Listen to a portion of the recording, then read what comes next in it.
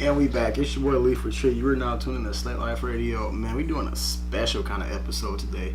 Not only are we filmed by young 97 PK in the building, shout out to him.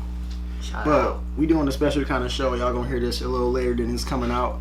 But it's all for a good cause because we got the young popstar in the building. Detroit's next big guy up. Mark my words. Quote me on it. Write it down. Pin the tweet. I said it. We got young Sam Austin's in the building. What up, bro? Yo, what's good, my baby? How you feeling, dog? Man, good, bro. Had to come through and do this, bro.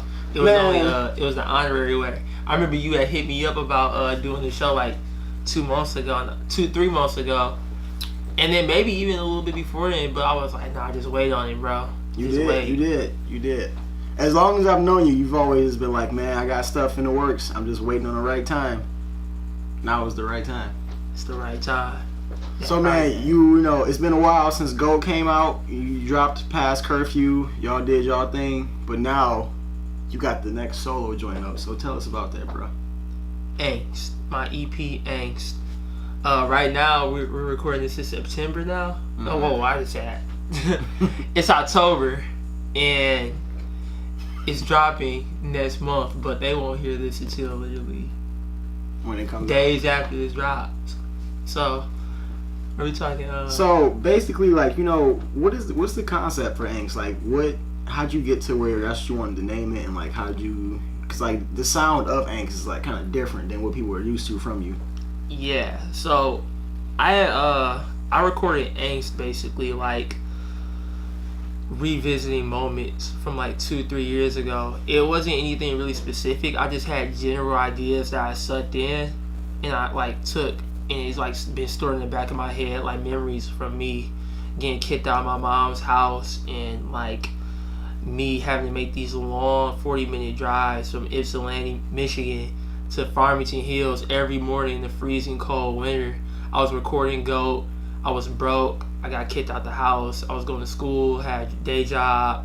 I was failing at both because I moved like 40 minutes away from where I should have been, and then it was just really bad. Car freezing cold, and literally all I had to myself was like my friends and like certain relationships to basically just stay afloat. Mm-hmm. And like I was getting involved in things that I probably shouldn't have been getting involved in, like forcing myself into like relationships with like bad people, bad things. And this project, it kind of highlights some of the moments. I didn't go into full detail on it because I feel like this is just like a preview to my mind, but there were like select moments that I drew from. Now I feel like I had to tell this story.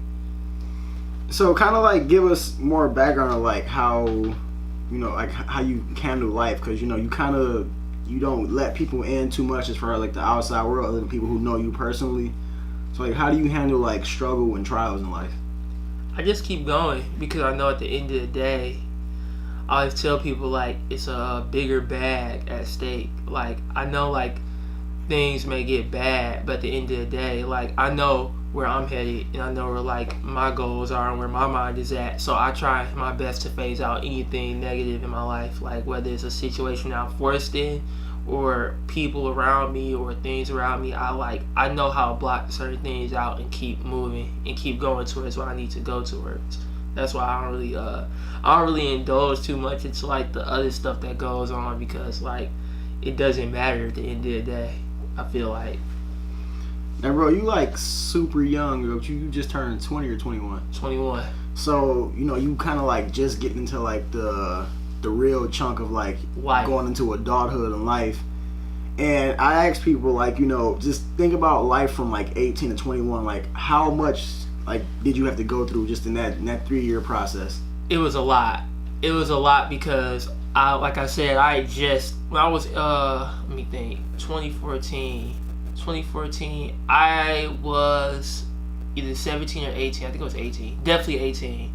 And I just got kicked out, like, of my parents' house, and like I literally was on my own, and I had to learn so much different stuff. Like my mom told me, I burned my bridge, I can't come back. So like within this 3 years, I feel like it was a lot of like growth and trial and error.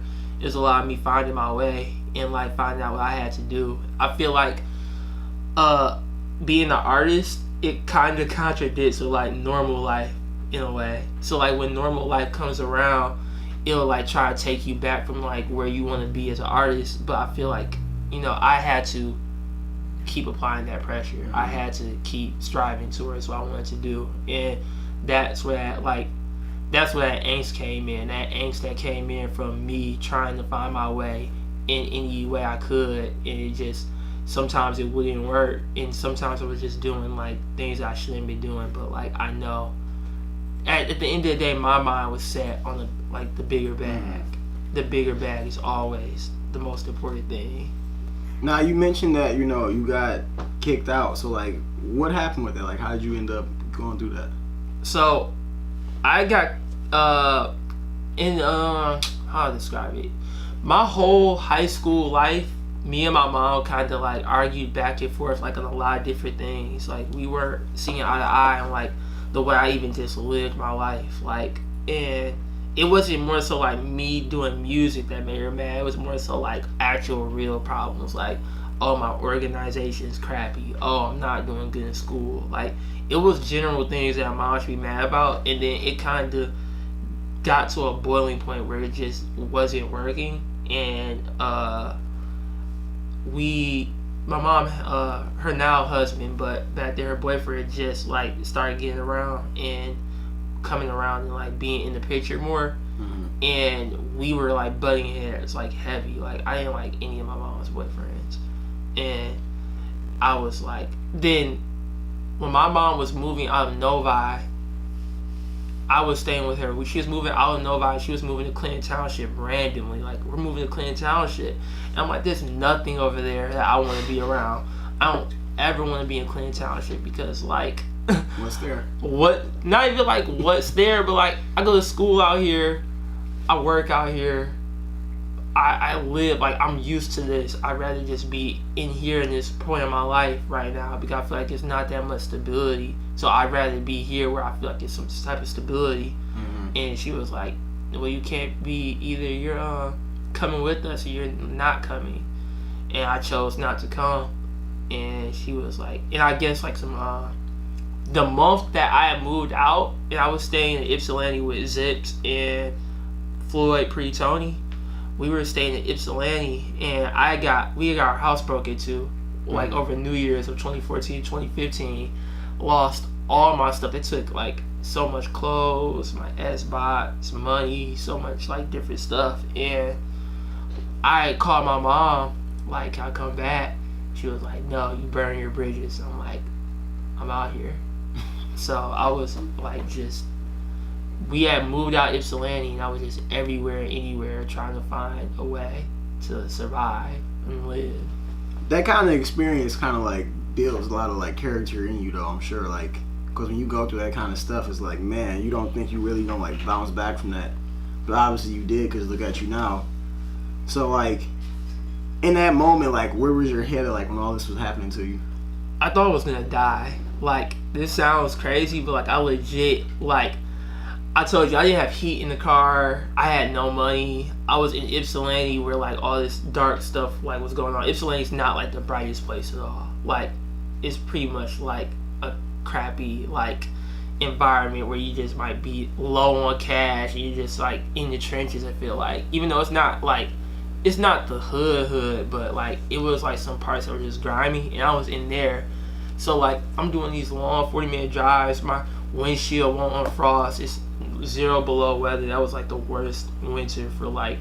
I think I know what winter you're talking about too, bro. That was a bad winter. It was really bad, and I had no heat. So like I'm driving every morning, windshield completely frosted, my tires are bald, I don't have any heat, barely any gas. I thought I was gonna die. Like I legit thought I was gonna like die. Not even from like the weather, but I just thought like my life situation, I was just gonna like be done. Like there was no.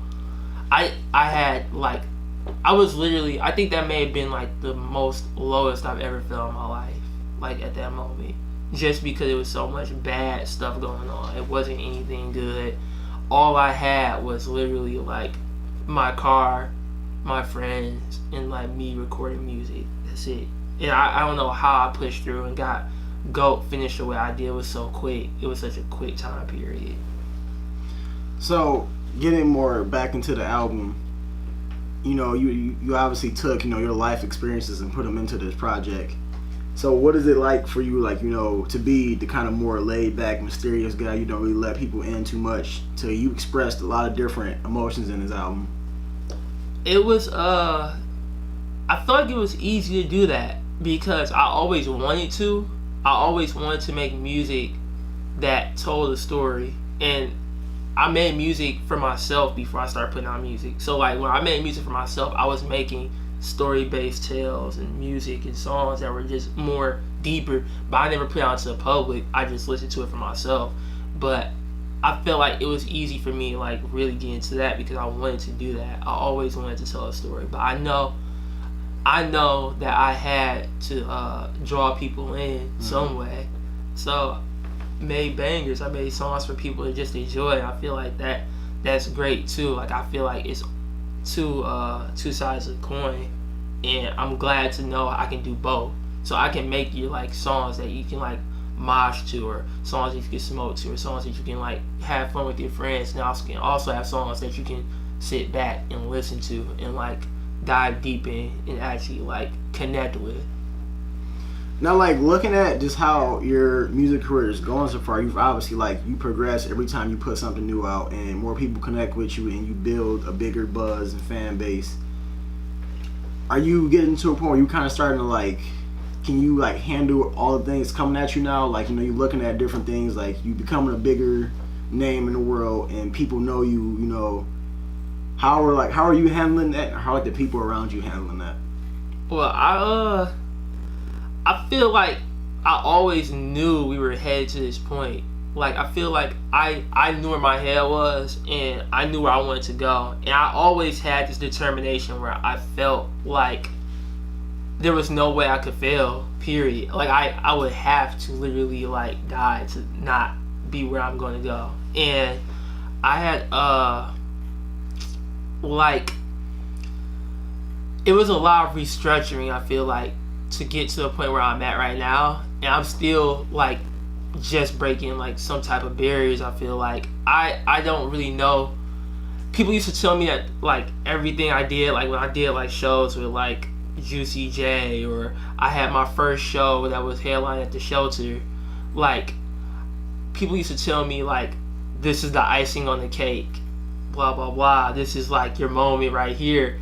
And I'm like, man, I knew in the back of my head, like, this isn't it. Like, this is not the icing on the cake. Like, you don't even know. Like, there's a whole nother cake that we're talking about. And I feel like it's more so like I'm getting to the point where I can actually start doing the things that I've been wanting to do. Like, I'm seeing the fruits of my labor. And I don't know if it may have been like an illusion before, because I feel like I may have felt these moments where I felt like I was like getting there, but it took a lot of restructuring. I feel like it took like a lot of like me actually figuring out a better business plan, a better plan for music, a better me having to actually realize what it takes to really release music and release content. And I'm glad that I took this route, because it was the route less traveled, and I didn't do the fast way. I took it. I'm just taking it slow, and I feel like how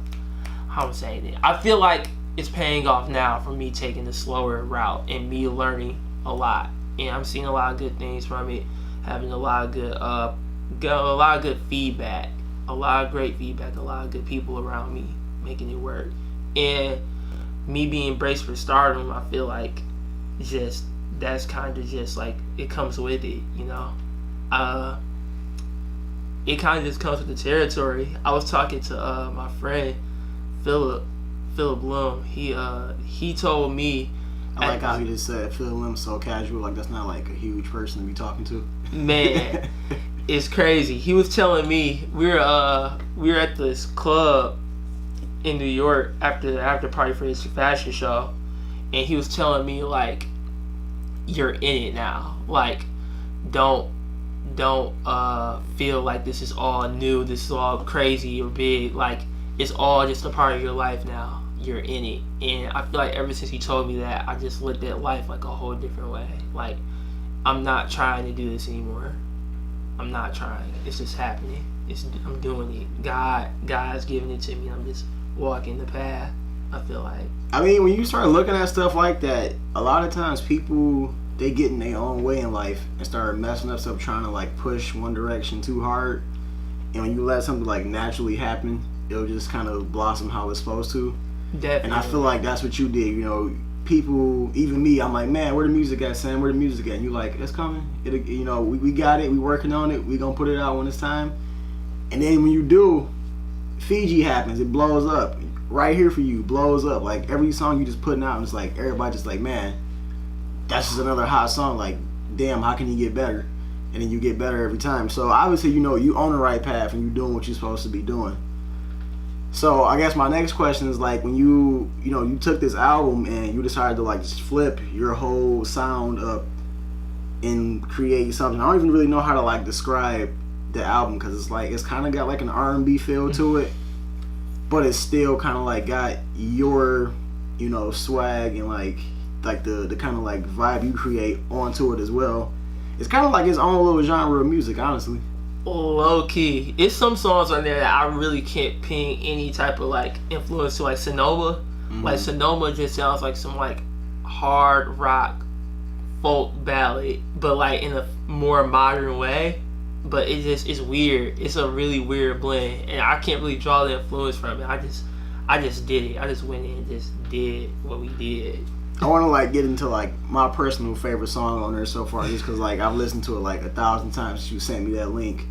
You got Emotional on there, and I feel like that's a song that people are going to connect with as soon as they hear it, because as a man, you know how men are, like, we don't necessarily always express how we feel about stuff and our emotions and stuff. And you kind of just like on that track, you open up and admit that you're vulnerable to different things in life. So like, kind of break that down for us. Well, for Emotional, I wrote that about me kind of being susceptible, or like being open to. It's been moments where I've been peer pressured, and not like peer pressure like do this, do that, or like smoke this, smoke that. It's more so like I'll like do things to please people indirectly, and they don't know that like I'm low key doing something I don't want to be doing, but like I'll do it just because like that's just like the person I am. Like I'm like really, I'll go out my way if you like give me a reason to. And it was moments where like I don't smoke because I had to cut that out in my life. I would literally go buy weed, go buy drinks with my last dollars, and go out my way to go get this girl or get to this person, and literally it would be just a waste of my time, waste of my money. It was a waste of time because it ended up sadly it ended up not working out. Not sadly, it just happens. But it I say like I kind of just wasted time. I just wasted time, and I feel like the song was more so about me feeling like I was just wasting my time. I was wasting moments. But I'm here with you. I'm here. I'm open. My girl is like, what are you talking about? Huh? Who? But nah, it was just moments of vulnerability. It's moments of me being open, me actually telling her what's on my mind, and like how I'm just feel like I'm just being damaged, and I'm just in this with you. I'm here, damaged. Now, being an artist, is it like hard to like get to a point where you can like actually express that kind of stuff in your life rather than just through music? Like, what do you mean? Like, can you like openly say the things you put in your music, like just like out loud to people? Like, if you have a moment with her, you kind of like feel like that, do you hold it in and put it out through music, or do you like say, hey, you know, this is how I'm feeling? It's like it doesn't really come up in my conversation that much. I feel like those things I kind of just keep in the back of my head, and I really don't talk about it, to be honest.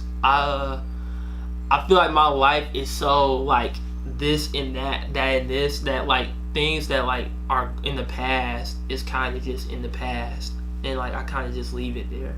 So like I try not to bring up certain things, to be honest. It's not even like I try not to, I just don't. I just leave it alone because I don't think about it. But then when I'm in this, like, I'm in the studio or if I'm writing, then it comes out because I'm thinking about what I want to put down, and then it just subconsciously just comes out. But like, I don't think about a normal conversation a lot.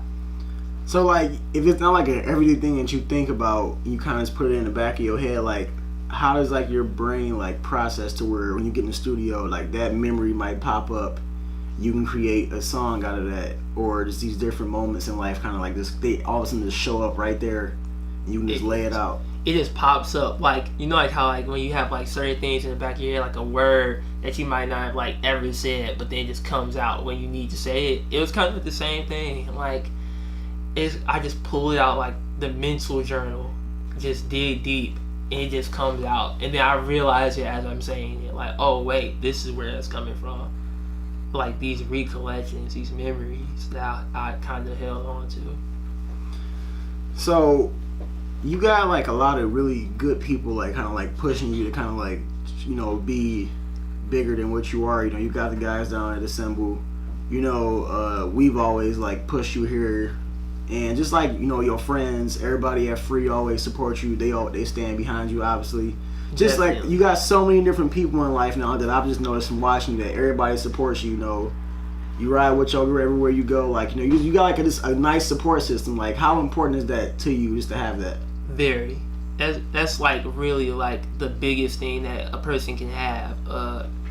My support system is just amazing because I feel like everybody serves a purpose. Everybody's there doing their own thing and helping me out along the way, and we're genuinely just there for each other. I feel like it's not all business. It's not all this and that. It's like we're friends first. Like, I could come to you and we just chill, but then you also do this. We also do this together. Mm-hmm. So like, I feel like that's the most important thing, to have like a support system that is there for you. You're there for them, and you all just grow together. And we're just all growing. Like, Free Boys, like Mario's doing his thing right now, modeling, fashion. He's working on his own clothing brand, which I'm so proud of for him. And that's just like, I've seen him plan that for a minute, and just to see it all come to life now. Trent doing his thing, modeling. Daniel Eugene, Cisco, they working. I'm just happy to be in the midst of it all and just help push and put like the pieces around, and just have these pieces around me. We just it's just working. It's working great. Now, do you ever get like kind of like just cautious of how you might celebrate different accomplishments, because like at the time they might not have that same exact thing going on, so you don't want to kind of make them feel necessarily bad? Not saying that they would feel bad, because they're your boys, so obviously they want to see you win too, but you know, sometimes you might like, I'm a person, when I do good, I'd rather see my people doing better than me, because I like, you know, I'm just that kind of person. So I get nervous about that kind of stuff. If I get something like too good, I'm like, well, damn, I don't want to be like, I don't want to get $10. My boy got one. He'd be like, yeah, I just got $10, and then he's sitting there with his one, kind of like, well, you know, this is what I got. Not like, even not mad at me, but just you don't want to like brag or like feel too good and make other people feel bad indirectly. I feel like me and my team, we know that a win for one is a win for all of us, like vicariously. Like, if Dan gets this here, then I know that's good on all of us, because it's just a great look for everybody. If I do this here, then I know I can open doors for my friends. So like, when I celebrate, we all celebrate, because at the end of the day, everybody's gonna eat. Like, good. It's a good feeling to be able to just tell my friends like, yo, this is happening. It's big, because like a lot of big things are happening, and I feel like if I wasn't able to express these big things, I'd probably go crazy, because I'm such a I'm so happy about all these good things. So like, I need somebody to express that too. So I'm glad my friends, we know that at the end of the day, it's a bag for all of us. Like, we're all gonna win. It's all food for everybody. It's a plate for everyone. We're all eating, period. And that's a weird ideology to kind of like, especially, you know, we are from the city, so a lot of people don't, in the city, it's not like a very common mentality to have, where, you know, it's really, in the city, it's more like, you know, crabs in a barrel, pull everybody down if we all can't get up. But I know that y'all don't have that, which is why I want you like to kind of like explain that to people, because I think that's what's missing in a lot of different areas in Detroit where we don't support each other, and to see a group of just like a bunch of young black men is like, all right, we can all do this, we can all get where we want to go at in different ways, and it ain't gotta be no problems. And that's just like something really cool for me to personally be able to see. Yeah, bro, I feel like everybody should just know that if you're doing what you're supposed to be doing, you won't ever have to compete with anybody. You won't ever have to compete for any limelight. You don't have to like bring people down to get where you need to go. Like, people think that it's only one spot, it's two spots to fill. Like, no, like, you can get where you need to go without pulling the next man down. You can strive with somebody. You can win with other people, period. It's not really about, I feel like people sometimes like try and close doors for other people, and it can be direct or indirectly. And I feel like that's not a key. That's not like a key to success. I feel like it's more there's more at stake if you just stay focused on yourself. You can win. You're competing with the world. You're not competing with each other. Like, you compete with yourself. Like, you're trying to get to the top for yourself, not for other people to compete with you. You're trying to compete with yourself to see how far you can go. I feel like life's biggest the meaning of life almost is like to actualize your biggest potential. Mm-hmm. So that's like the most important thing. I feel like people don't get that. It's not one of those things where you have to bring other people down, especially in Detroit. Like, we all have our individual flavor, sauce, our own style. At the end of the day, you don't need to combat with anybody else. It's a bag for everybody, bro. It's just work. Period. I'm not competing with anyone. So what do you think it is about you in particular? Like, you see a lot of people, they do a lot of like social media tricks and things to kind of like gain a buzz and build a following, but you could literally not post for 2 months and then drop a song and then it's got 100,000 plays. Like, what about you do you think this brings people into that? I mean, some things work for other people, and I feel like for me personally, I just don't like gimmicky type stuff that much. Like, I know Fiji is like a big gimmick song, but like that was just like for the fun of it. Not really. It's a fun song, but like the way you released it wasn't like you gonna put this song out and like tweet a bunch of people, hey, listen to this song. Yeah, like, nah. You put it out, and I think you posted like the picture of the cover before it came out, posted the picture when it came out, and then posted like the Spotify thing, and that was it. And then it just blew up. And I can see people do the same thing with a song, and they post about it every 3 hours on everything. They DM everybody to go listen to it, and they get like 300 plays. And I'm like, I feel like looking bad. I mean, for certain people that works, and I feel like you can send those 100, 200 DMs, and I'm saying it's a good thing. Like, you can land a positive in that DM to a friend. Mm-hmm. They might retweet it. People might retweet it, and then the right person might see it. The 300 plays doesn't matter. 300 plays, one of those plays could be your biggest fan, your biggest supporter. That one play could be the head of a label. Like, you don't know who those 300 plays are. So I feel like at the end of the day, you can't really weigh things off of plays all the way. I mean, like 100,000 plays, like, I'm so happy and grateful that I got that. Like, that's huge. But like, I wouldn't downplay any of those 300s, those 1,000, 2,000 plays, because at the end of the day, each play counts, each person counts. And I'm just glad, I'm personally glad that my way is working for me, because I just don't like doing all the extra stuff myself. But for other people, that works. But for me, I'd rather just post about it and just leave it at that. Like, I was talking to my girl about my social media. I really like keeping it as clean as possible and not like doing the extras.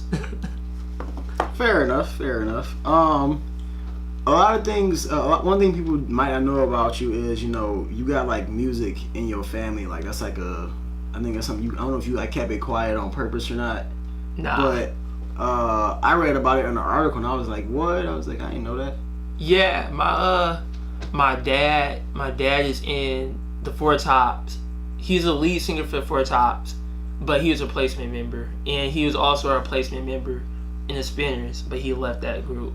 He had me around the NPC my like when I was a baby. Like I wasn't 1, 2. He told me a story about how I had like I was playing with the NPC around him, and then I guess one day he had came into like the room and saw me actually recording it at like the age of like 1.5 or 2, and he was more surprised that I could even like know how to record myself before I could even talk and could barely walk, and it was just like crazy to him. And I feel like just to have that background, like it was like good for me like to learn. My uncle, his name is Barrett Strong. He was the first person to ever have a gold record as an artist, like in Motown. He had the song Money, and that was like the first time Motown's ever had a gold record. And he's doing like that's just crazy to just have that like legacy, I guess. And I'm just glad to like keep pushing. And maybe I don't know, I think the way I'm headed, I feel like my family is gonna be really proud the way that I'm going about everything. Are they like, you know, do they look at, you know, what you're doing right now? Yeah, they do. My mom and my sister are very supportive. My uncles, my aunts, they tweet about it, they post about it. My dad is just really outdated. Like he supports like me. He wants to see me win, but like my dad doesn't get the importance of like a big blog post yet, or like me getting the radio, or me getting 300,000 plays on Spotify or something. Like he doesn't know about streaming services. My dad's just like outdated, but they support me like heavy. So, you know, like, well, I guess you said you didn't really like kind of like keep it too low key, but like I wonder, like, you know, do you like kind of look up to him as far as like you kind of want to like to do the same things as him when you were younger, or were you just naturally into music and that's what you wanted to do? I think I'm just naturally into music. I didn't really look at my dad like any special way other than just my dad. Like it was cool like to go to like these big venues and see him perform, but like it wasn't like one of those things where I'm like, oh, I want to be like you, Dad. It was kind of like, oh, my dad makes music. Oh, I want to make music too. And it's just easy. I mean, I don't really think about it. That's why I don't really bring it up. It's not like I kind of shy away from it. I love bringing it up. I just don't bring it up often because, like I said earlier, I kind of think about things as it happens. Like I think about like what's in front of me. Like if I'm like eating food, I'm not gonna be thinking about like my dad. I'm gonna be thinking about like this food. I'm gonna think about this text message I just got. I'm gonna think about my girl because she's probably right there with me. I'm not gonna be like, oh, like I'm not gonna be thinking about like all these things from like my dad. Like I call my dad when I think about calling my dad. I'm like just that way mentally. I just really just like I'm face value. I'm really like just right there. Now, are you like, you know, in a space where you kind of just like you all straight music and you focused on that and not really like into too much like other stuff in life? Because some people have to kind of like balance their real life with them trying to create a real life through their music. Are you in like a transition phase of that, or are you kind of just like you fully into the artist right now? It's weird. I feel like I'm really into like the music ends right now, just because I'm like it's so much for me. I feel like I have to do, so like I get to that, and like I do normal stuff. Like I go out on a regular. Like I go out. Like you might catch me like in Royal Oak. You might catch me like in Michigan chilling and vibing out. You'll catch me like in New York and LA doing like cool stuff, like just vibing. But like it won't be like it's Sam, not. You are the master of the subtle flex. Man, am I? I mean, like I just be out in LA and New York, you know, nothing too major. It's all good. I mean, nah, it's just like I kind of like I live like a normal, like as normal of a life as I can. But I kind of right now with the with everything going on the way it does, I'm kind of forced kind of to just be artist mode, just because I'm so into it. I love it. Like it's fun. Like it's like a video game, and I'll play video games too. I love playing the video game. When you look at like what the music scene that we're a part of, there aren't many people who can like be like, oh yeah, Big Sean knows me on like a first name basis. Like if he sees me, he knows who I am right away. That's not like something too particularly normal. I mean, yeah. Just, I mean, I guess, you would be like the perfect person to be like in these positions because you're very like, humble and not like too full of it. So you kind of like take it as it goes and it doesn't like, affect you negatively. But you're doing a lot of big things, bro. Like much bigger things than people probably even think about. But you got a lot of opportunities just like kind of just lining up one by one. It's like really interesting to watch. Because I think like within like the next like 5 years, you're definitely gonna be like the next really, really big name to come out of Detroit. Whether people know that or not, but I'm just gonna keep saying it until it happened. I can be like, I told y'all niggas, bro. You did. Y'all ain't know, but I knew. I told y'all. Man, I just like I feel like it's normal life. Like I said earlier, like it's all just a part of the plan. I knew it was coming. It was there were moments where of course there's moments where like I'm like freaking out because they're huge, because I love it. Like I freak out like a lot. Like I have fun about it. Like it's cool, but like I wouldn't just go around just like flaunting that. It's kind of more so like, yeah, this is just cool. Everything is just really cool. It's just real fun. It's interesting. I'm interested in what's going on. I love that it's happening, and I'm just taking it all in. Like, it's cool. It's good. Everything is really good. Okay, so let's get back into the album talk, because we want to make sure we touch on all these different points. When people hear this album, what do you want them to take away from it? Like, when they hear Angst, how should they take this and think about Sam Austin's?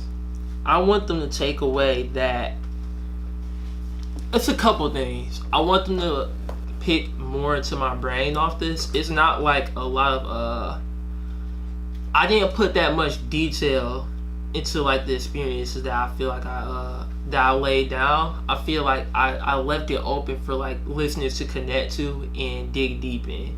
So it wasn't like flat out like me name dropping things. It wasn't me like talking about specific locations too much. It was me just putting out what I feel and how people connect to it.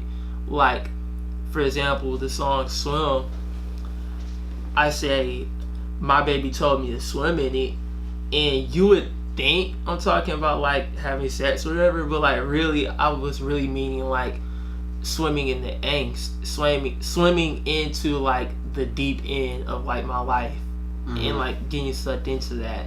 And that's where it kind of connects. But like it's a double metaphor. Of course, I mean that too. But also like that was the main connection of it.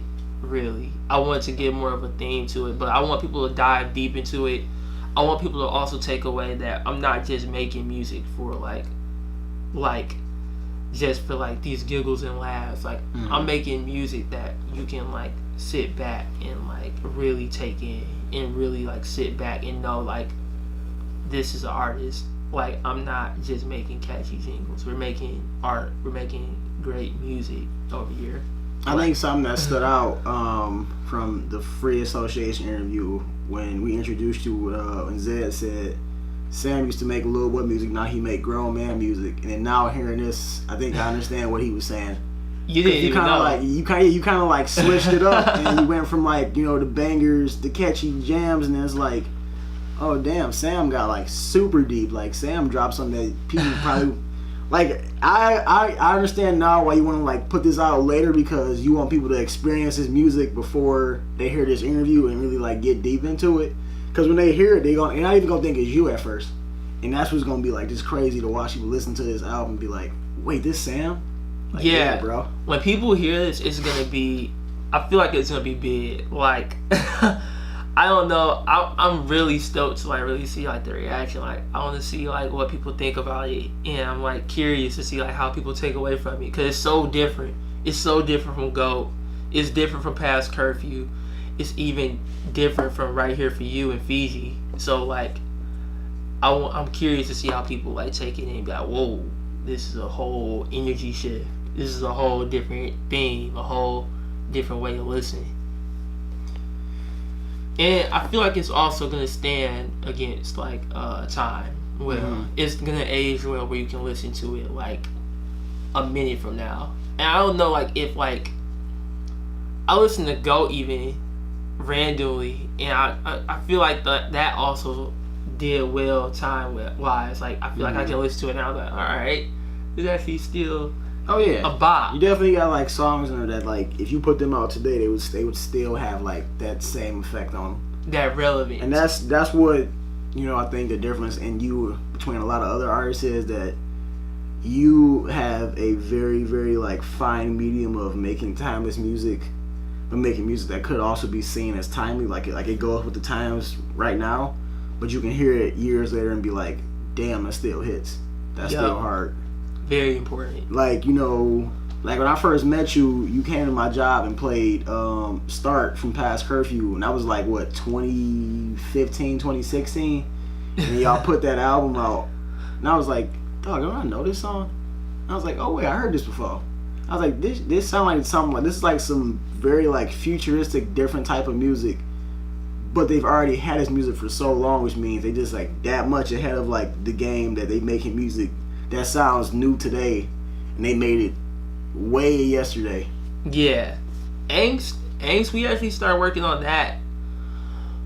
I've been working on a lot of different music for the past year. In the final touches of Past Curfew, I started working on new music in last October, and I've been racking up just a lot of new sounds and like a lot of new songs. And literally, we took some of these songs and we packaged it into Angst, and we're like, all right, let's make an EP that people can finally see like a trademark sound, a new trademark sound from me. And we packaged it together, and it's a story, it's a prequel too as well. So we got like a lot of different songs also that I've been working on that we're saving for I was gonna say, bro, next year. what is this? What is it? It's a 6-track EP, so I know you got way more than 6 songs you chilling on. Nah, this was actually gonna be a full length, but then we decided we'll save the full length. Oh, y'all playing. Man, call Garrett right now. We were like, let's actually. Bro. What's up, dog? Y'all playing. It's beautiful. I done heard random songs that like that you've made them like, what song is? Why this not out yet? Man, I need to like start getting like on the email blast or like the unreleased soundtracks. Cause I know you sitting there and release a good 50, 60 songs you're not even like planning on ever putting out. And that ain't fair, bro. I'll give you like a couple, bro. I'll give you a couple that won't make it. You doing the fans wrong. Yeah, give me a couple that won't make it, bro. Cause I need some like new music, dog. You playing this right now, bro. And I'm gonna speak for all the fans. We not fucking with that, bro. All right, well listen. As a fan of the music myself, I need you to put out Diamond So Wet. I'm gonna put that out real soon. I'm working on that, bro. You gonna put the pressure back on me. We need that. It's coming. They don't even know. It's coming, bro. If only my actual listeners, they've heard that song, because I put it on the end of an episode. I'm not gonna say which episode it is, but I put like a 30-second snippet of it on one of the episodes. So if y'all want to hear that song, it's actually super fire, unreleased. Only people who were at the studio that night heard that song. And stupid. Stupid. It's like the people on the song. We got somebody on there who hadn't even like rapped before that night, and he made a fire ass chorus. So y'all can go sneak. That boy Trent. Yeah, that boy Trent dropped the hardest hook. The hardest 2017. Hook. Dog, that shit blew my mind when I heard it. I'm like, well, Trent. So when y'all hear this, just go look through all the episodes. Go back. I'll give y'all a hint. It's definitely after season 2 started. So it's in between 20 up until now. So y'all can play with them episodes and see which one it is. But don't distract the fans. When we here talking about Sam, we're not here talking about what I ain't put out yet. Because you know you holding on to a lot of fire music. I've heard some songs that I'm like, dog, like how is this song not out yet? Like this is crazy. So what is it like just to be able to be like somebody who can create at that level and produce that much and just sit on it? Like, because I know a lot of people, like I tell some people, like they just drop songs for no reason. I'm like, bro, why you ain't just hold on to that? You could have kept that until like you had an actual purpose in putting it out. Because I understand that, you know, sometimes you have to wait and not just drop music just because. You have to kind of like set it up right, position it to be where it's going to like get heard by the right people and kind of make the right wave it's supposed to.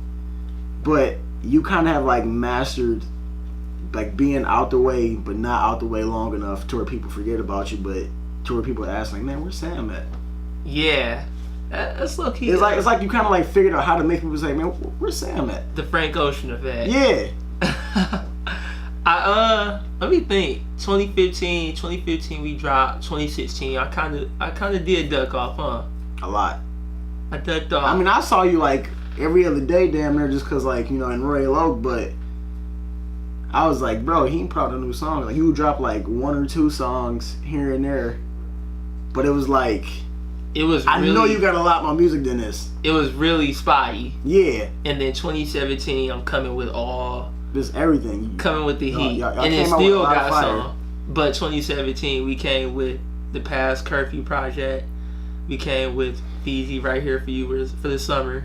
And now I got your fall winter vibes. Your dark vibes. You were talking Spooky about you know, how Fiji reached out to you and said they were mad about that you didn't hit them up to like be a part of it. No. So alright, so we had a good friend of Fiji, well, a couple good friends of Fiji, basically circled the video to them before it dropped. We had sent the video out to them early through a couple different people, and they had they responded back just like casually, like, "Ha, I love this. This is beautiful. I gotta show more other people." But like nothing came from it directly. It's just cool that just people in Fiji like it. I won't say any names, but yeah, it was just really good that it got to them. Is it like, you know, I don't know, like if you kind of like looked at it the way other people might look at it, but like being that you from this music scene, I don't think people always take the scene we have here, you know, as serious as it can be. And a lot of the music that comes out here, like the songs that blow up are like the typical Detroit music type of shit. There were people like, it's kind of like, you know, like T Grizzly, you know, he blew up because he was like a true blue Detroit music cat, quote unquote. But you know, you are in a whole different kind of lane, and you still are progressing more and more and more every day. So is it like kind of weird to be like on that spectrum of it, where people think people from this side don't really ever blow up? You kind of like you said, you know, they thought you opening up for like some concerts was gonna be like your peak, but you seeing like yourself just go higher and higher and higher, and your peak looking like it's about to be way bigger than people ever could have imagined. I feel like it's just a matter of me just ushering in a new wave, and I know it's a lot, like I said, like Free, Dove Club, Daniel Hex, just Jay Cribbs, like it's a lot of different people that's around me that like their music is just amazing. I feel like they're just now starting to like, all of us are just now starting to see like some type of light, you know? Like 2 years ago, a year ago, people were like asleep. It was really just some underground like stuff, and now bigger doors are just being opened up. And I feel like I'm glad that like I'm able to do what I'm doing, because now it's gonna be more light on the artists that's underground, and more light on the artists that's like going the alternative route, because I feel like and I mean, I got like poppy type stuff, but like in the Detroit realm, it's alternative in the rap end. Like people don't really see this type of music in Detroit. Like this is new. This is all new, and it's more artists like that out there. It's just a matter of like finding them. And I'm glad to be like one of the first to come through with it. Now, when you first came out, you were like the young guy, and what we at the time thought was like the like actual thing, that Detroit scene. And like I remember, like, 'cause I just, you know, I was really getting into like the scene with my website, just going to different shows, and the people who were like big names then, is maybe like 2 or 3 of them that are like still actual names now. So like, how does that like make you feel looking at that? Like you were the young guy around all of these different people, and then you kind of like just walked around them and like went way past that, and then they kind of still sitting there. A lot of them just like are just done with music completely, because like they've had to like go back to real life, and like, you know, they got like kids and real jobs now, and I'm like, man, y'all just gave up, huh? But like it's just weird to see it because like I remember seeing you perform for the first time. It was like, who is this like young skinny guy? But he is tearing up the damn stage. This nigga tripping. Like he wild as hell.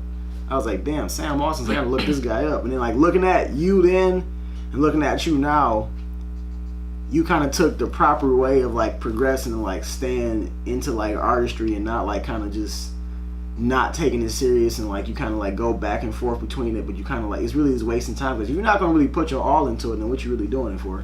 Definitely. Because it's like I tell people like that, dog. This is as much a job as any other job. Like if you gonna spend 45 hours a week getting paid $9 an hour, like you sold yourself for that much money when you could have been putting yourself into something that actually meant something to you, and probably saw just as much, if not more, benefit from that. So, like, how do you kind of, like, look at people that kind of, like, they were, like, the ones you were looking up to maybe at one point in the scene that you kind of just blew past? I mean, I wouldn't say it's more so, like, blew past. No, you blew past them, bro. They took a certain route that they wanted to take, or that they took, and I just took a different route. When I first started doing shows, like, on the scene, I knew that I didn't want to just be sitting around doing that. I don't know what everybody else thought, but I knew, like, all right, there has to be more. I stopped doing shows. I don't know what happened. I probably was, like, one of the first people to, like, completely stop doing shows, like, in a matter of, like, actually having, like, a thing going in the scene.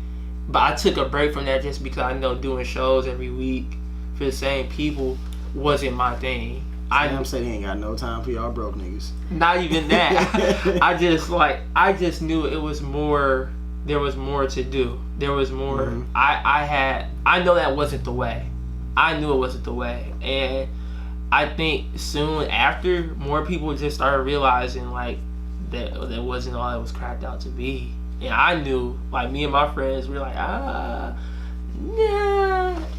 So, you know, you have the ability to go out to different, like, cities and be in different scenes and stuff. Is that, like, kind of, like, what people should do as far as, like, trying to get out of the city? Because I feel like people, if you blow up here, then you stuck here, you can go out of the city and blow up elsewhere and become, like, a much bigger name. Like, I know different artists, not even just you, who kind of like went out and made a buzz for themselves outside of like Detroit and then became a much bigger artist than what people might have thought they would, you know. Like guys like you, shout out to Donnie Prep, he went down to like Florida and all that stuff and like got cool with them and then built his name down there and came back here and is actually like a really talented kid too.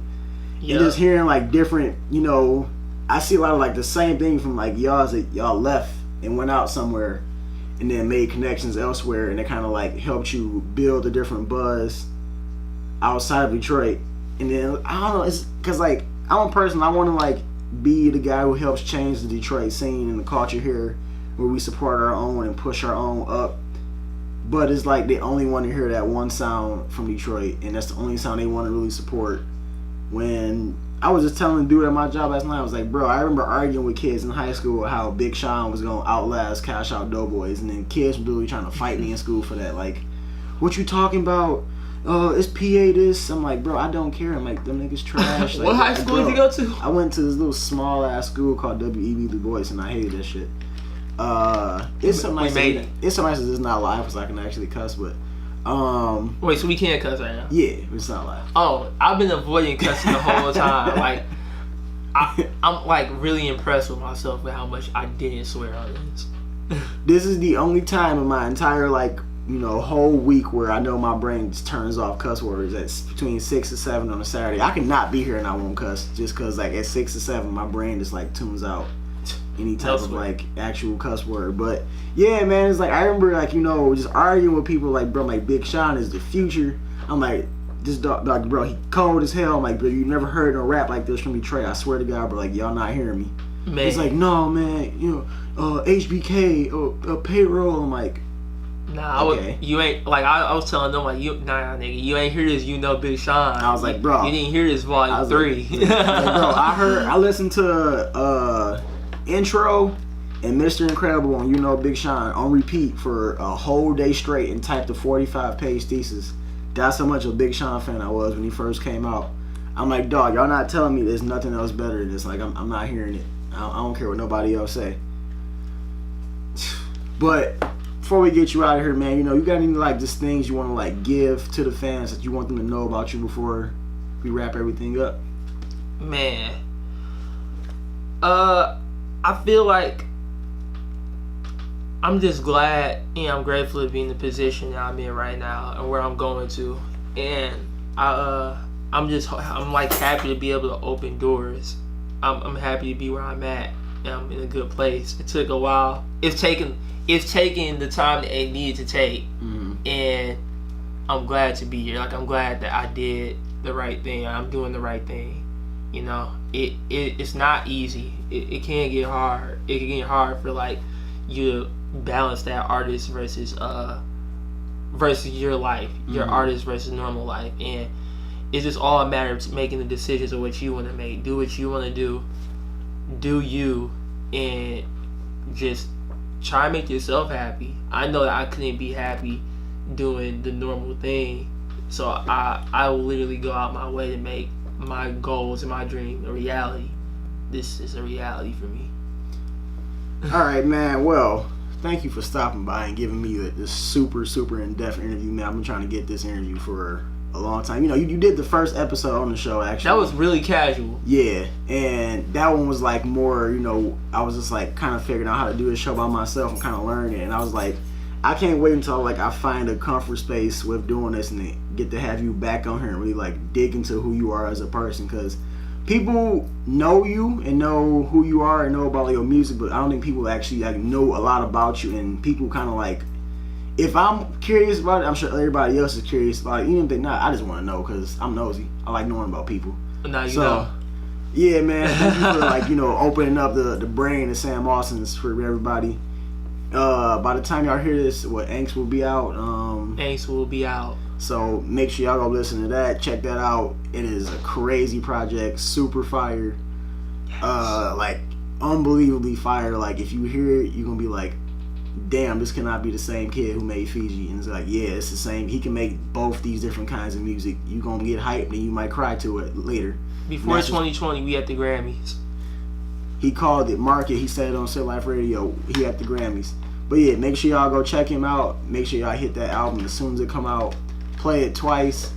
Play it 3 times. Let your mama hear it. Turn it on for your dog in the backyard. Let everybody hear it. Put it on every speaker you got. Because I'm trying to tell y'all, bro, this is the future of Detroit. Make sure y'all listen to this and support this.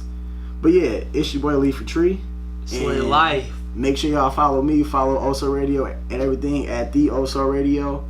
Make sure y'all subscribe to that podcast. Make sure y'all hit me up on SoundCloud. If y'all bored, hit me up in my DMs. I talk to people sometimes. Not if if you weird or ugly, but yeah, hit me up. And yeah, we gonna do some real crazy shit. I can't wait for 2018. I got some crazy stuff I've been putting together. I'm about to start dropping a lot of stuff real back to back to back. I'm doing the Sam Austin's method. I got everything. I'm just holding on to it to the right time. It's gonna all come out at one time. So holding out for the bigger bag. Hey, make sure y'all stay tuned. Make sure y'all follow my brother Sunlock because he is free and he out. He's on everything at Sunlock too, except Twitter because he don't use Twitter. But go check him out. Big Bag Coldest Sunlock. Artist out. Slit Life. We doing a lot of crazy shit. Big Bag Make sure y'all Oso. check us out. Big Bag Oso. Big Bag Slit Life. And it's Slit Life Radio and we out. Yeah. Nice. That was good. Hell yeah. Ooh. They trying to call me into work. I'm like, nope, not your boy. You gotta get Chipotle? Huh? What? What you? Oh. Whole time. Typical. You said we're doing what? I said typical Chipotle. Oh, I think I'm gonna be able to get them tickets for you. I talked to Drew about it. I will try. You good? What day is it? I forgot. It's good that we got that in. I thought it was the same day as Cody.